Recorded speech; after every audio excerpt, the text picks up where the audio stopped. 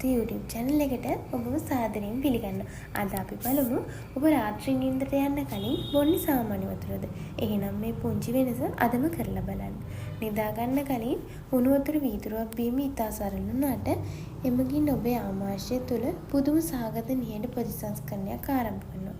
රාත්‍රී කාලයේදී ඔබේ ආහාර ජීර්ණ පද්ධතිය ක්‍රියාකාරීත්වය ස්වභාවිකව මන්දගාමී වෙනවා. ඔබ උණුසුම් වතුර පාලනය කරන විට ඔබේ ජීර්ණ පද්ධතියට හානියක් නොකර ඉතා මුදු ලෙස ඇතුළු වෙනවා.